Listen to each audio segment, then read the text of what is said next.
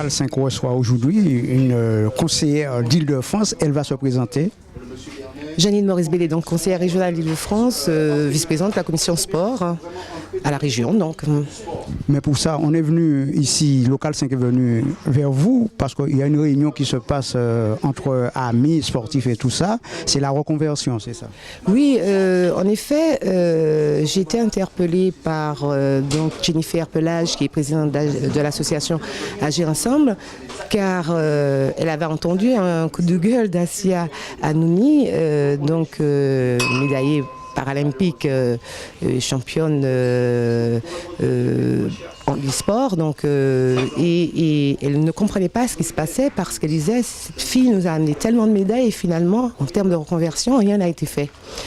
Donc je lui dis c'est vraiment dommage parce que vraiment c'est le sport, c'est ce qui nous réconcilie, le sport ce qui nous fait rêver, le sport aussi ce qui nous fait avoir justement une visibilité internationale. C'est vraiment dommage, mais nous en revanche au niveau de la région Île-de-France, en effet on a mis l'accent réellement sur l'accompagnement des sportifs de haut niveau. Donc à la fois parce qu'ils sont sélectionnés essentiellement justement ils sont sélectionnés au JO ou paralympiques et donc pour nous tous ceux qui sont issus des clubs franciliens sont des ambassadeurs du sport pour nous et donc en termes d'accompagnement pour la reconversion on est très présent. Mais pour question de reconversion, est-ce qu'il y a un travail qui se fait dans les DOM pour les ultramarins qui se trouvent dans l'Hexagone? Oui, alors au niveau du sport, en tout cas, nous, ce qu'on fait au niveau de la région Île-de-France, il faut que les athlètes soient issus d'un club francilien. Donc on ne peut pas prendre. Et vous imaginez, on a à peu près près de 20 000 clubs s'ils ne sont pas issus de clubs franciliens et avec autant de licenciés 2 millions. Donc en effet, on s'est arrêté, la région Île-de-France s'est arrêtée essentiellement sur ceux qui sont issus des clubs franciliens. Mais est-ce qu'il y a une approche avec les jeunes qui viennent à côté de ceux qui se reconvertissent peut-être dans un autre métier? Écoutez, pour l'instant, enfin en tout cas nous au niveau, j'espère qu'il y aura ça parce que ça manque, parce qu'il était question qu'il y ait une maison de l'outre-mer pour qu'on arrive à identifier les besoins des uns et des autres qui arrivent sur l'Hexagone, parce que c'est pas toujours évident, c'est pas forcément au niveau du sport, mais ça peut être au niveau des stages, des demandes de formation ou encore de logement, etc. Parce que c'est vrai, ça arrive tellement vite qu'on soit dehors, au bord du chemin et l'accompagnement n'est pas réel, mais je sais que moi, en tant que conseillère régionale, je sais que beaucoup de gens connaissent mon numéro de téléphone finalement, mon portable, et ça c'est très ennuyeux parfois parce que c'est le dimanche ou encore la nuit qu'on m'appelle pour éventuellement intervenir parce qu'il y a quelqu'un dehors et je ne comprends pas justement toutes les institutions qu'on a, toutes les relais qu'on peut avoir, qu'on puisse pas intervenir aussi rapidement. Pour ces gens qui arrivent, pour nos compatriotes qui arrivent justement sur l'Hexagone, essentiellement en plus en Île-de-France, et c'est vrai, c'est mon devoir en tant qu'élu, à la fois de répondre. C'est pas toujours agréable quand on appelle à 2h du matin et qu'il faut. Mais je pense que je suis pas la seule élue et on en a beaucoup et j'aimerais bien qu'ils fassent leur boulot aussi. Donc qu'on s'y mette vraiment à travailler justement pour l'accueil de nos compatriotes qui arrivent de l'outre-mer. Ils ne vont pas dire qu'il n'y a que l'Île-de-France qui en fait, mais peut-être aussi en province, il y a des... Et éventuellement, cette difficulté est réelle partout sur le territoire métropolitain, c'est sûr, on le sait, puisque on y est interpellé systématiquement. Mais l'Île-de-France, pour l'heure, c'est ici qu'on est, on arrive à identifier facilement. Enfin, moi, je te parle en tant que telle, et je sais que ça m'est remonté à plusieurs reprises, en effet, qu'il y a énormément de difficultés, et surtout pour nos étudiants qui sont à Bordeaux, à Toulouse, etc. Et donc je sais que c'est un gros problème.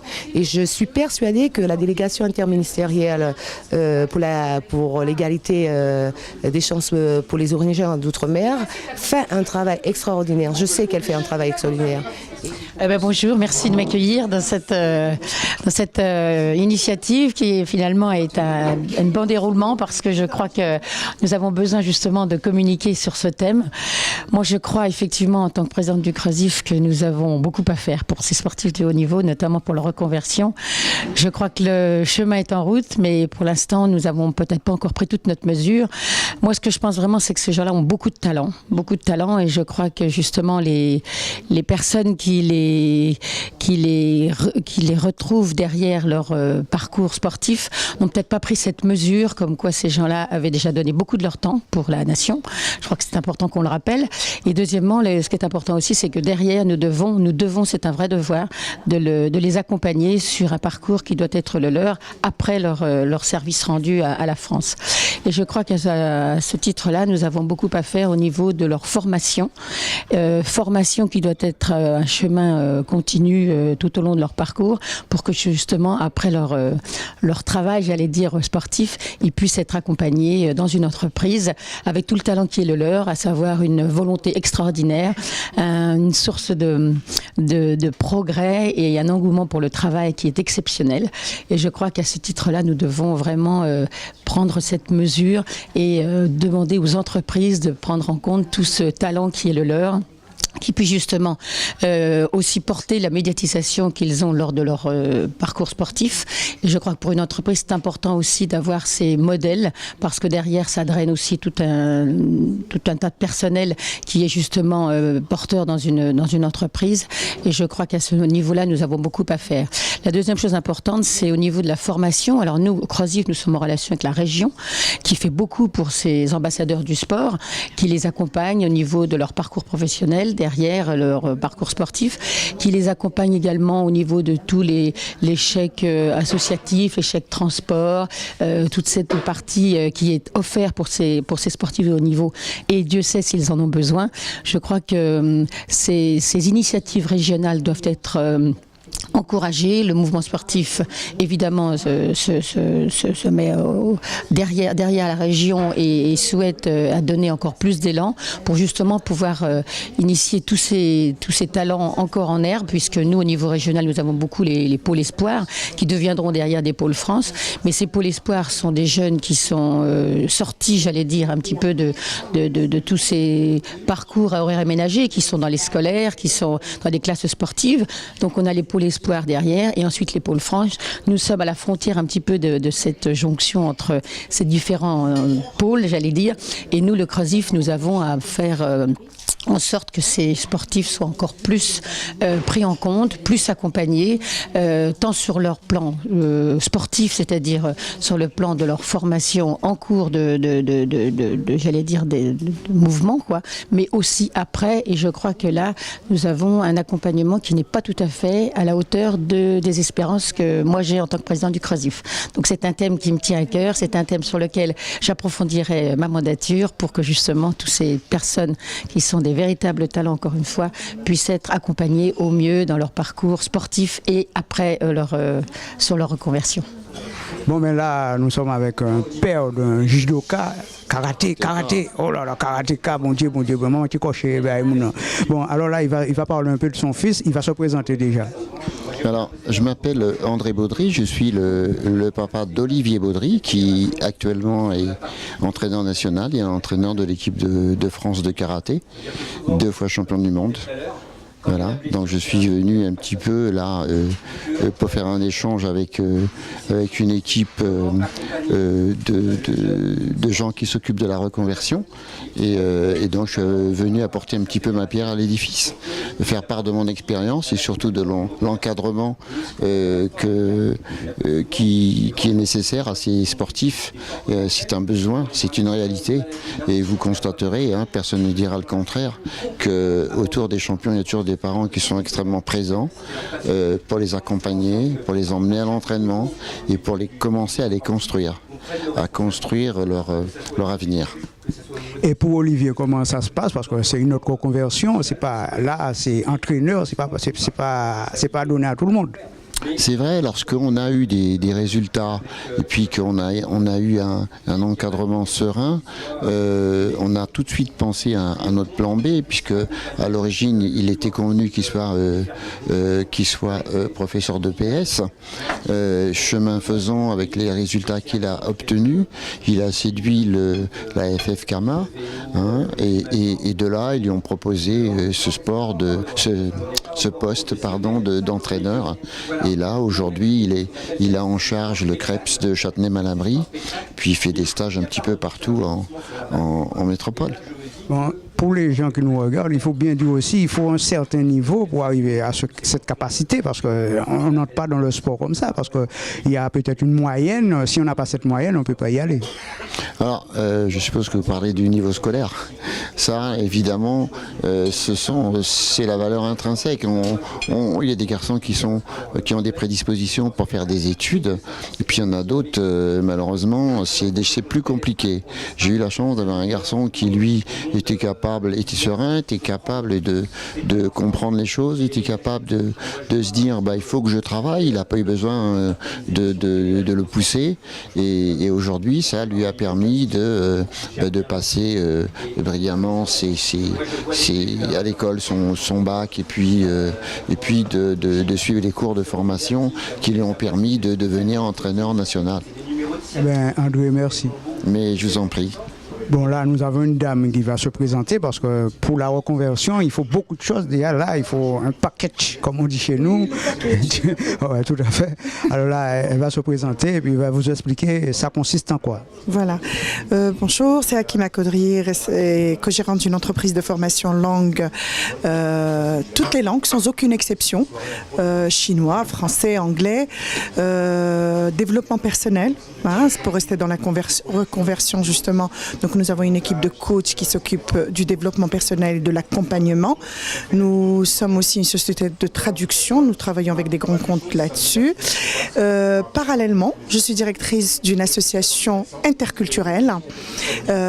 Tous les mois, j'organise un voyage virtuel dans tous les pays du monde, et toujours aussi de la formation.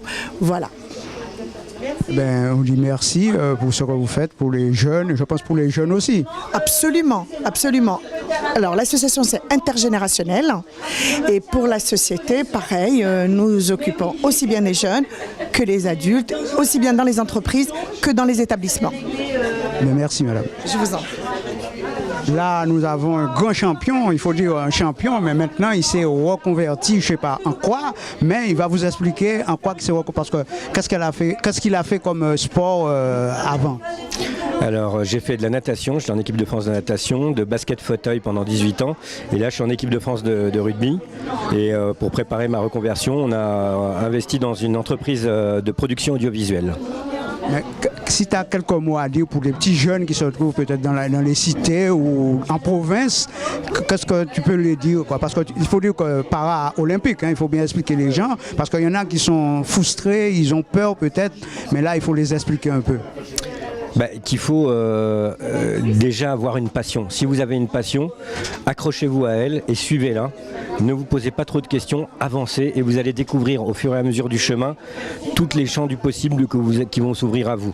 Et après, soyez vigilants et saisissez les opportunités qu'on vous offre. Alors l'entreprise, comment ça fonctionne ton entreprise maintenant, étant reconvertie à autre chose? En fait, je ne suis pas complètement reconverti, je suis dans les deux. Je continue le sport et je prépare ma reconversion. Donc voilà, mais je la prépare en étant sportif. Donc là, j'ai des associés avec moi qui me permettent de continuer à m'entraîner et à faire ce que j'ai besoin au niveau sportif. Mais c'est sûr qu'après, quand la carrière sportive de haut niveau va s'arrêter, je pourrai continuer, entre guillemets, à utiliser mon talent et offrir mes performances à cette société. Là, je te dis merci et puis bonne continuation. Merci à vous aussi. Au revoir. Là, on est avec une grande championne, Nagui Nestoré, qui n'est pas sous le tapis, mais je pense qu'elle a quelques mots à dire dans sa reconversion. Oui, en fait, je suis ravie d'avoir participé à ce petit déjeuner sur la reconversion des sportifs de haut niveau parce que, en tant qu'ancienne athlète de l'équipe de France d'athlétisme, même comme je disais, si j'ai pas eu des grands titres de championne du monde ou championne olympique, j'estime que j'ai bien réussi ma reconversion professionnelle et je suis assez fière du parcours que j'ai pu accomplir en dehors des pistes. Est-ce qu'il y a un courant qui passe entre les jeunes et les anciennes, comme on dit? Oui, je pense que après ça dépend de ce qu'on fait après de notre vie. Moi j'ai eu la chance de rester en contact avec le milieu sportif, donc j'ai encore des relations avec des jeunes athlètes, mais bon, après ça dépend de la carrière professionnelle qu'on prend.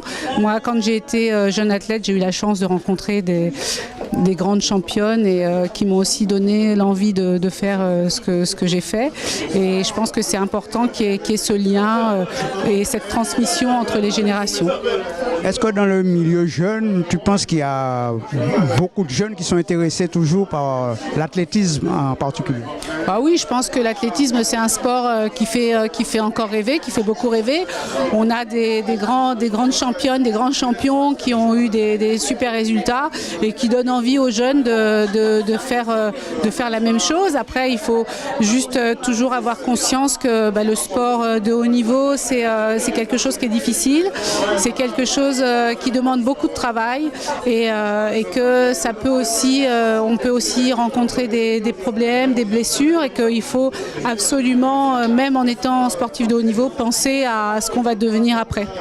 Alors, je dis merci à Nagui Nestoré. Nous avons fini et puis maman là. Et puis il faut dire que dans le local 5, on était ravis. Et puis M. Sulti de l'autre côté de la caméra, plus l'équipe OM5 TV.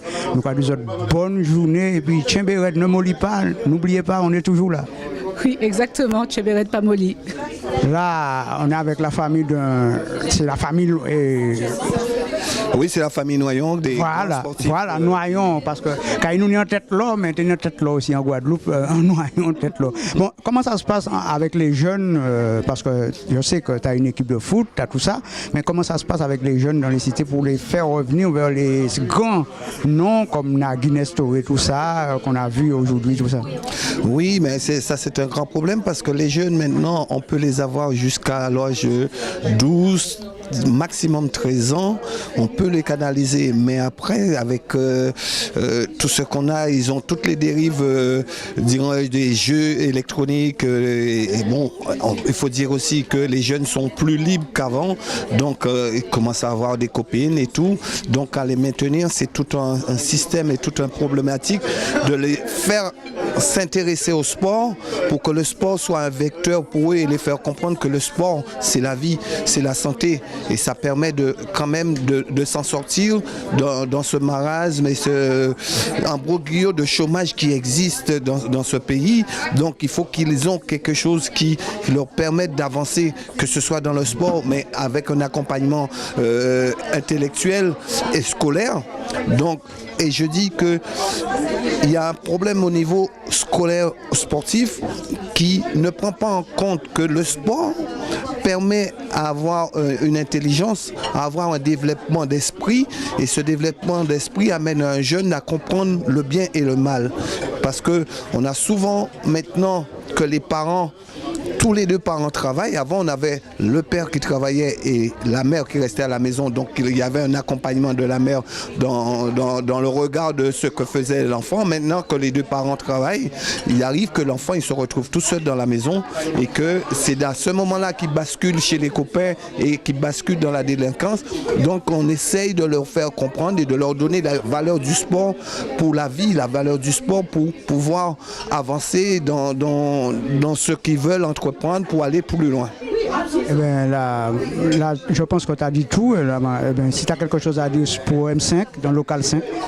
Je suis content que quand même sur des problématiques comme ce qu'on vient d'exposer, sur ce petit déjeuner business, que c'est rentré dans quelque chose qui pourrait avancer et qu'il y a un suivi.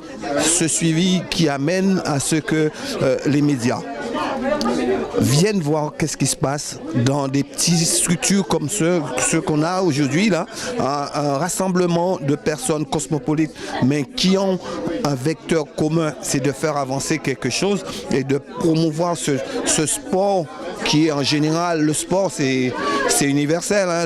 Le sport c'est pas que l'élite, il y a la base, faire du sport pour s'entretenir, c'est pas que pour aller sur les plages on va commencer à faire du sport, ou bien quand on revient le 31 décembre on a trop mangé pour faire du sport. Le sport c'est toute l'année et c'est toute sa vie, et la vie du sport c'est quelque chose qui amène à être bien dans sa peau. Dernière question, est-ce que c'est possible d'avoir une relation avec tous les ultramarins, des réunions pour parler ceux qui sont là-bas et ceux qui sont ici pour voir s'ils ne peuvent pas se marier ensemble aux questions sportives? Ben moi c'est mon souhait, c'est une très bonne question, c'est mon souhait déjà de faire prendre conscience aux politiques de là-bas que le sport doit être primordial dans leur campagne, dans leur cahier des charges, de pouvoir amener à ce que les infrastructures soient plus importantes dans nos îles, dans nos départements, et qu'il y a cet échange des sportifs de haut niveau d'ici se déplacent pour aller montrer aux jeunes ce qu'ils savent faire, leur parcours, ce qu'ils ont enduré, comment ils sont arrivés à être champions, parce qu'il y a un long parcours derrière, et ce que moi je voudrais aussi que cet échange aussi se fasse de l'autre côté pour que les gens qui sont de là-bas, les jeunes, les sportifs, les moins jeunes, comprennent qu'ici tout n'est pas dû. Il faut travailler, il faut cravacher très dur pour pouvoir arriver au haut niveau du sport. Et ça, c'est quelque chose qu'il faudrait qu'on puisse penser à mettre en place. Monsieur Noyon, merci beaucoup. Merci. Donc, mesdames et messieurs, merci beaucoup d'avoir répondu à notre invitation. Donc, le petit déjeuner business est une initiative de Jennifer Pelage, présidente de l'association Agir pour une France de toutes les couleurs. Dans l'idée, lorsque nous avons évoqué la mise en place d'un petit déjeuner business, ce que nous souhaitions, donc, c'était d'abord faire un état des lieux sur différentes thématiques qui touchent notre société plurielle française, et on s'est dit tiens, le petit déjeuner business, comment on pourrait le résumer, le définir, en mettre en lien en fait. Donc cet événement n'a pas la prétention effectivement de dire on va résoudre des problèmes, on va trouver des solutions, on va poser, mais on va faire un diagnostic de terrain sur un semestre, et on va voir après avec Jennifer Pelage comment nous allons aborder, en partenariat bien évidemment avec vous, le deuxième semestre, et là plutôt dans le conseil, dans l'accompagnement. Mais on sait que ce type d'initiative ne peut pas se mettre en place sans l'aide de partenaires, de porteurs de projets et d'institutions.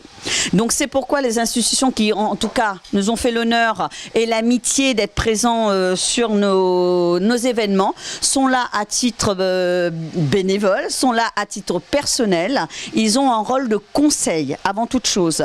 C'est l'occasion en tout cas entre porteurs de projets et institutions d'effacer un peu cette barrière, de se rencontrer, d'échanger, et après, comme je pourrais le dire, plus si affinité, voilà. Donc, dans le principe, en général, effectivement, nous faisons un tour de table, donc ce qui va être le cas. Vous allez pouvoir vous présenter. C'est pour ça que nous le faisons un peu plus de manière informelle, sans présenter véritablement, effectivement, les personnes, les titres, etc. Et aujourd'hui, nous avions choisi la reconversion des sportifs. Nous savons effectivement que ce thème a été abordé plus d'une fois. Mais nous, ce qui nous intéresse, c'est effectivement lorsqu'il y a des propositions de ce type sur la reconversion des sportifs, généralement, les porteurs de projets, quand je dis porteurs de projets, ce ne sont pas forcément des sportifs, mais des gens qui interviennent dans d'autres champs, des associations qui n'ont pas forcément de lien direct avec des sportifs, mais qui peuvent effectivement apporter un plus et qui peuvent apporter leur expérience de terrain pour faire écho aux interrogations, aux diagnostics qui sont mis en place pour les sportifs et par les sportifs. Donc voilà, j'ai terminé avec mon introduction. En tout cas, je fais passer le micro et chacun se présente. Voilà, libre à vous d'avoir une présentation plutôt professionnelle ou plutôt personnelle. Et on enrichira le débat par la suite avec ce que j'aurai pris comme note. Janine Maurice-Bellé, donc conseillère régionale Île-de-France et vice-présidente de la commission sport. Donc, avant tout, puisqu'on est dans ce thème sport, je tiens à remercier sincèrement l'équipe de France de handball qui nous a fait tant plaisir et cette performance incroyable. Et j'espère que ça va continuer à la fois pour les JO de 2016 et puis bien sûr les championnats du monde qu'on va organiser nous sur cette région. Pour les championnats du monde de handball. C'est vrai que c'est avec plaisir que je suis là avec vous parce que, en effet, Jennifer m'a interpellée sur une question qui, d'ailleurs, j'ai entendu assez brièvement son intervention d'Asia El Hanouna, qui a eu un coup de gueule parce qu'elle disait à un moment donné que, voilà, j'ai apporté des médailles pour la France. Elle est médaillée paralympique, donc en sprint.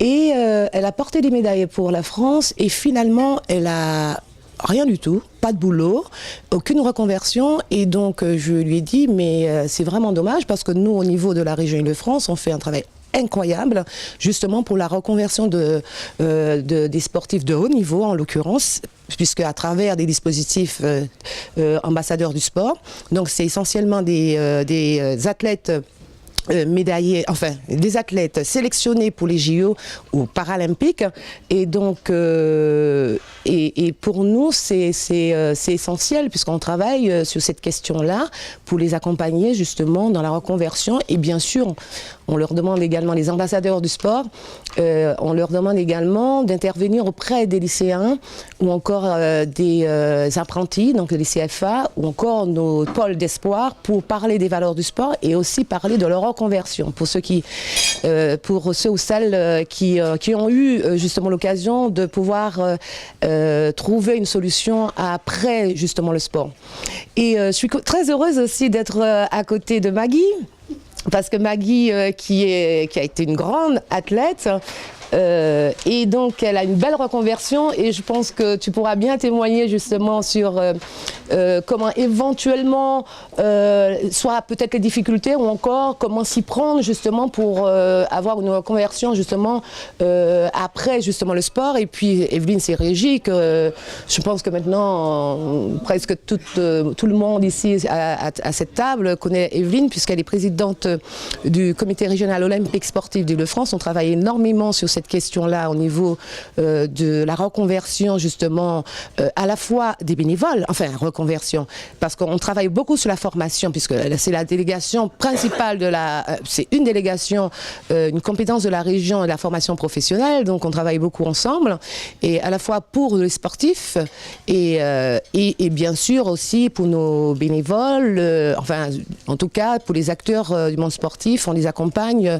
pour à la fois avoir au moins un diplôme à la suite bien sûr de tout ce passage et en même temps pendant leur activité pour le bénévolat.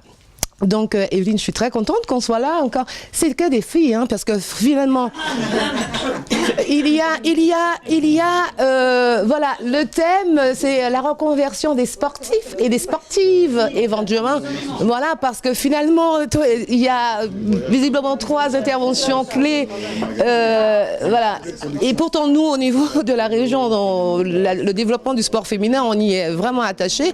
Et puis même aussi à Sport en Filles que Crozif a mis en place pour le sport féminin. Les femmes prennent un petit peu les rênes, j'allais dire. Voilà, on est deux présidentes, effectivement, comme dit Janine, à être à la tête des crosses.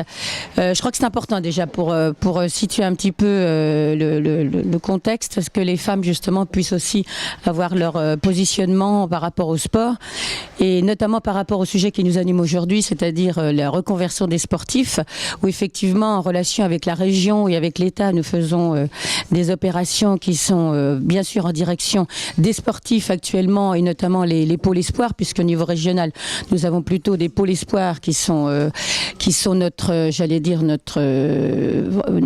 jeunes qu'on doit accompagner. Mais bien évidemment, ces pôles espoirs sont issus des classes sportives, des sections horaires aménagées qui sont actuellement dans le scolaire, et nous avons comme axe fort au niveau du CROSIF de bien aider notre jeunesse à tout niveau.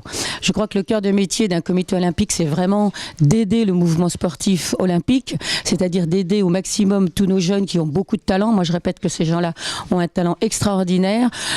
On sait le développer. Bravo aux entraîneurs, bravo à tous ceux qui les encadrent au quotidien, parce que c'est vrai que tous nos jeunes ont un talent et un potentiel parfois cachés, et c'est à nous à les déceler, c'est à nous à les encourager. Donc vraiment bravo à toute l'équipe qui les entoure, bravo aussi à eux parce que c'est un parcours compliqué, et on aura sûrement Maggie Nesteret qui nous dira comment le parcours est compliqué pour arriver à être sportif de haut niveau. Je crois que c'est quelque chose de compliqué en France, et je crois que là-dessus on doit être beaucoup plus attentif à notre jeunesse pour les accompagner pendant leur parcours.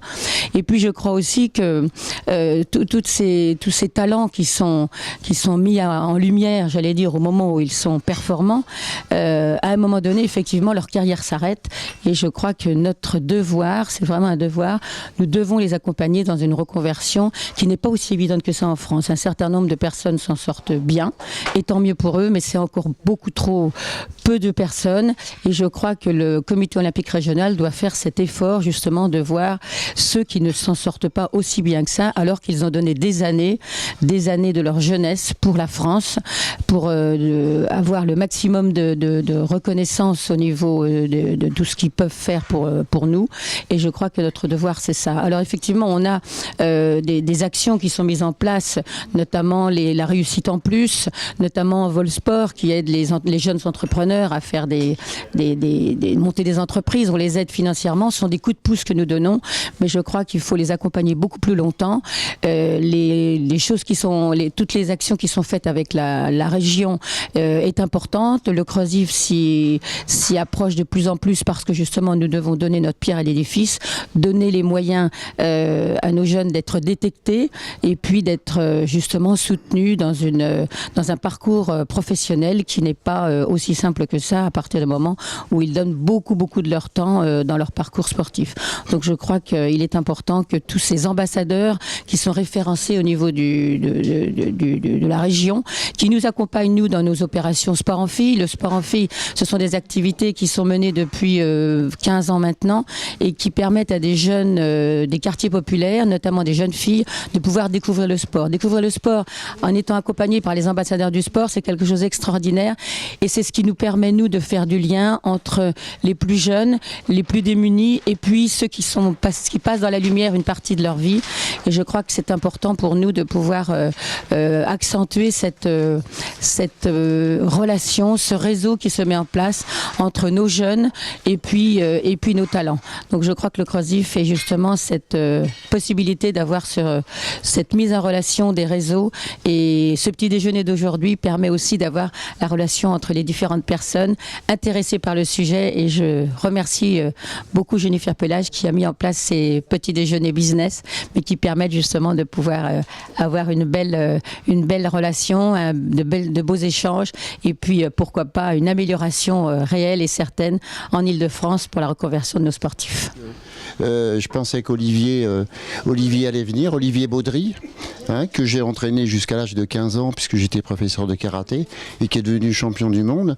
C'est vrai que je ne pensais pas qu'il aurait eu ce résultat.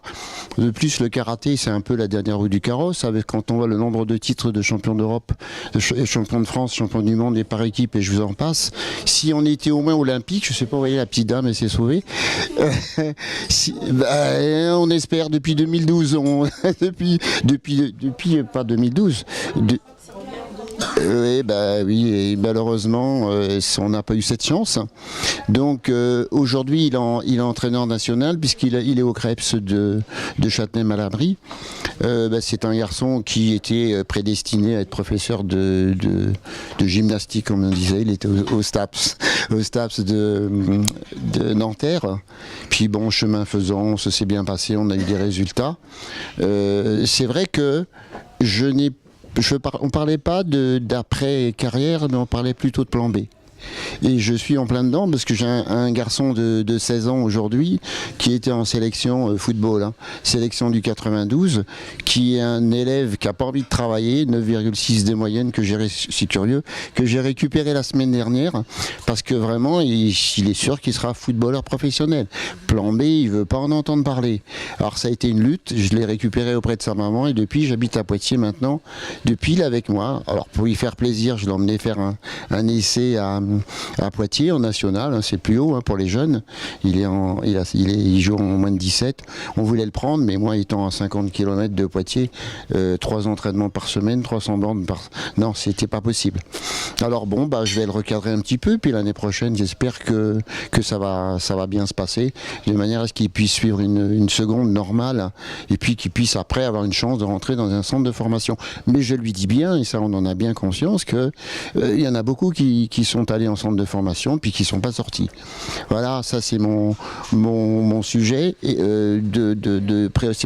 ma préoccupation aujourd'hui, avec une petite dernière que je suis en train de vous préparer. Elle n'a que 9 ans. Je peux vous dire qu'en natation, elle va faire mal. Elle a fait très mal dimanche. On en parlera plus tard. Ça, c'est encore un sport qui est très très ingrat. J'ai été maître nageur que 3 ans, mais je peux vous dire que vous savez ce que c'est, la tête dans le bouillon, à nager pendant... faut avoir du caractère.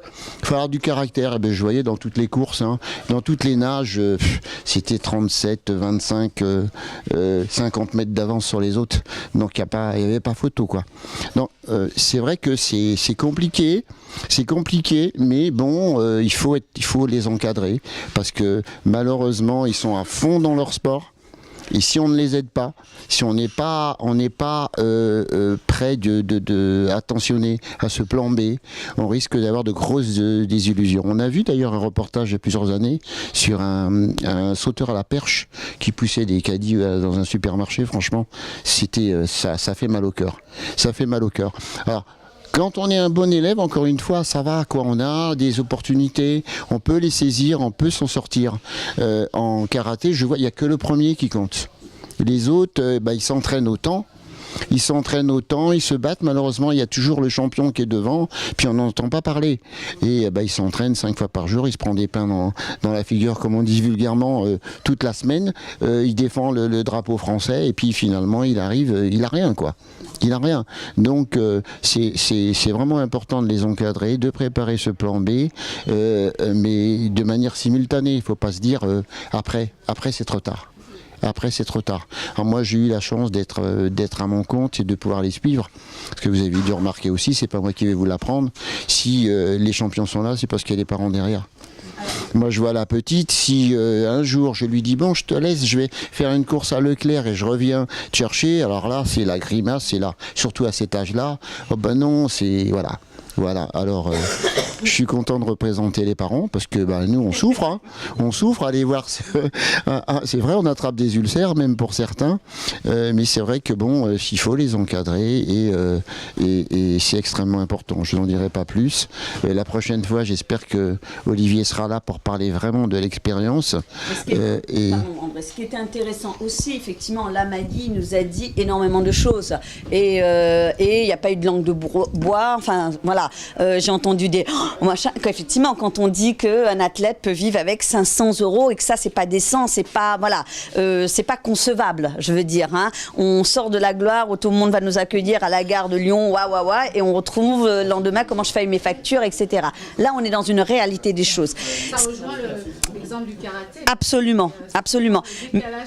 Mais par exemple, effectivement, on parle de reconversion. Janine reviendra sur des dispositifs, pour qu'on en parle un peu davantage, voir un peu effectivement concrètement sur ces dispositifs. Mesdames qui sont dans la formation vont aussi énormément nous aiguillonner effectivement sur l'expérience de terrain en direction de ces jeunes qui, à défaut de ne pas réussir, selon eux, dans le système scolaire, se projette très rapidement, en fait, effectivement, dans se dire, oui, je vais faire du sport et puis le foot, je sais, de toute manière, je vais faire des millions demain, etc. La vie, c'est pas ça, hein. C'est pas un long fleuve tranquille, ça se saurait. Mais par contre, ce qui était intéressant, André, tu n'en as pas parlé, effectivement, aussi cette transition, toi, en tant que sportif, parce que ce qu'on disait, Maggie, il y a des champions, mais il y a aussi d'autres qui sont sportifs qui donnent, qui se sont entraînés, donc comme toi, mais qui ont su rebondir derrière. Et moi, de ce que j'ai entendu tout à l'heure, j'ai l'impression qu'il manque ce lien entre effectivement la vie, donc dans la vie actuelle professionnelle, l'entrepreneuriat, l'entreprise, qui sont à 10 000 lieues de ces élèves qu'on cocoon pendant 10 ans, etc. Et quand il faut remettre le pied dans la réalité, de quoi me parle-t-on? Et Hippon Sécurité, effectivement, donc ce serait bien que tu en parles un petit peu de cette entreprise, ta petite entreprise que tu as mis en place et que tu as fait grandir, qui était peut-être au début loin de ce qu'on pouvait en penser, mais pas si loin, puisque derrière tu as fait de la formation pour les jeunes, etc. Donc c'est vrai que j'aurais bien aimé qu'on puisse faire la transition, et comme ça on permettra à ces dames qui sont de la formation, et vous également, de vous présenter par la suite. Alors, bien évidemment, pour un sujet qui est d'actualité, c'est la délinquance. Si j'ai inscrit mon fils au karaté, c'est pas par hasard, quoi. Je me suis dit, il a 10 ans, je me suis séparé de sa maman, avec sa gueule de premier de la classe, il va se faire taper, quoi. Je dis, c'est pas possible, il faut que je fasse quelque chose. C'est venu comme ça, tout bêtement. Ensuite, on s'est entraîné, chemin faisant, champion du Val d'Oise, champion d'Île-de-France, champion de France. Ça s'est fait naturellement, c'est vrai. Mais bon, ceci dit, la réflexion que je me suis fait, c'est que il faut absolument que ces gamins déjà se prennent en charge. Il faut qu'ils aient aussi des qualités. Il faut qu'ils aient des qualités. Il faut qu'ils aient un encadrement qui soit présent. Et puis, il faut absolument qu'ils comprennent que les murs se tiennent tout seuls et qu'il n'y a pas besoin de... Alors, dans la cité, vous imaginez bien le monde qu'il y a en Île-de-France. Mais quand j'en parle, dans le petit village où je suis à côté de Poitiers, on se dit, mais c'est l'enfer. Jamais on ira à Paris. Mais comment vous faites? Avec ce qu'on voit, comment vous faites? C'est une réalité que nous avons créée. Si les parents, les premiers responsables, s'occupaient de leurs gamins, eh bien on n'en arriverait pas là. Moi, ce qui m'a sauvé mon gamin de 16 ans, c'est qu'il a 4 entraînements par semaine. Et puis je peux vous dire que quand vous avez 4 entraînements de foot par semaine, eh bien vous n'avez pas le temps d'aller traîner avec les copains. Et on a vite fait de glisser, de se trouver ils sont pas tous mauvais. Moi, lorsque j'ai commencé dans la sécurité avec mon chien à virer les mômes dans les entrées, je peux vous dire qu'il y en a qui sont gentils. J'ai dit, attendez les gars, vous avez rien à faire. Ah non, il n'y a rien à faire, alors qu'ils pourraient très bien aller faire du sport. Mais s'il n'y a pas les parents derrière pour leur dire non, tu restes pas là, tu vas et je t'emmène, c'est clair que c'est compliqué. Alors aujourd'hui, on se trouve on va dans des cités, on a des équipes de 6. Alors la première fois j'y suis allé, j'ai dû faire le coup de poing parce que je suis pas costaud. Quand on me voit, on se dit c'est bon, celui-là, ça va le faire, surtout quand on est une petite dizaine. Donc on a dû faire le coup de poing, faire voir qu'on était présent. J'ai des garçons qui se sont sauvés à côté de moi, mais chemin faisant, j'ai réussi à constituer une équipe. Et puis là, j'ai carrément changé le standing. J'ai pris des garçons qui font 1,90 m, 2 mètres, 120, 100. Il y en a un, il fait 1m96, 136 kilos. Il chose du 53. Je trouve pas des Rangers pour lui, mais bon. Et puis les habiller de manière à, quand ils arrivent, les mômes, ils se disent c'est le GIGN, c'est pas possible. Et puis, un jour il a dit, on peut vous prendre en photo? Alors le chef de poste et les agents commençaient à s'embrouiller parce qu'il y en a une partie qui voulait se laisser prendre en photo, puis pas les autres. Mais au moins, aujourd'hui, on arrive à faire le boulot que personne ne veut faire. Alors ça m'a permis de partir d'une situation de société en difficulté, parce qu'il y a tellement de sociétés de sécurité aujourd'hui, on avait beaucoup de mal. Lorsque ce fameux client, ce fameux bailleur de fonds m'a demandé de venir mettre de l'ordre un petit peu dans ces cités, j'ai dit oui, parce que j'ai dit, je n'ai pas le choix, il faut y aller. Puis aujourd'hui, on a plus que doublé le chiffre d'affaires, enfin on est 48 sur les sites, enfin ça va très bien, quoi. Mais c'est toujours pareil, il faut être sérieux dans ce que l'on fait, il faut s'organiser, il faut s'adapter.